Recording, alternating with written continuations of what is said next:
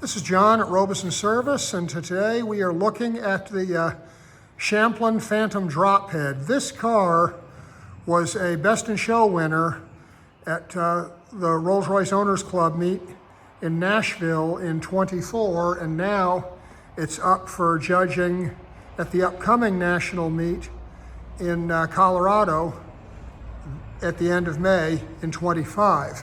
And I'd like to just show you some of the elements that go into points at a meet like the RROC. So RROC meets start off with a long checklist that adds up to 400 points.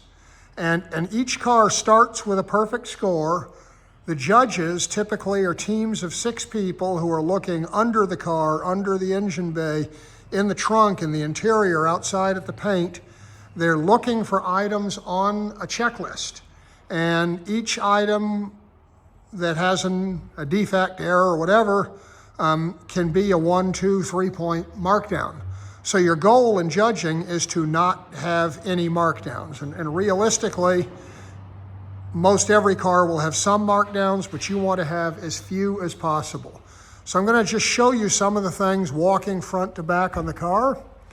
The first thing on a car like this, look at the underside of the front bumper here. You see the clean reflections in the paint as I'm walking along? That shows you that the paint on the front of this car is nice and clean and shiny top to bottom. There are no scrapes down here. There are no tears. See these air intakes that go back up into here? The air intakes are undamaged. Now, a judge is going to look at a car in this kind of light. They're going to kneel down, they're going to look under, and you can see here that the undershielding is all neat and clean. They're going to move back, and they can't see as well as we can see on a lift, but they certainly can see a lot. Here's some areas on this car where attention to detail matters. Look at the exhaust piping. Look at the shielding under the car. This silvery stuff is a heat shield and sound insulation. And this car is, it's a 2017 car, so this stuff is 7 years old. And now we're looking forward from the back of the car. Look how spotless all this is. Look at the floor of the trunk. See that? That's the original factory caulking. There's all the original fastener holes coming through. More caulking. Get to the back bumper, and it's the very same thing as the front. So we look at all this, and you got to ask yourself, what is the likelihood that your car looks like this if you put it up on a lift and look under it?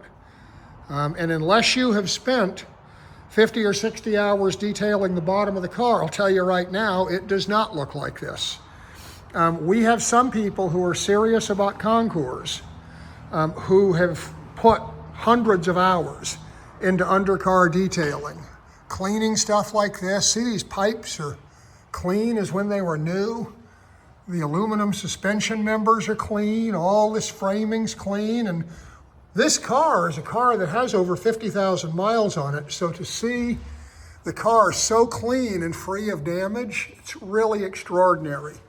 The wheels have come off and the insides are all clean.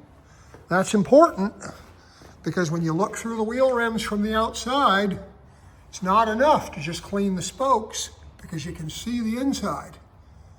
It's got to all be equally clean. We take the hubcaps off the car in order to clean because, again, we want to clean under the edges. The rocker sills in the car, again, these have to be flawless.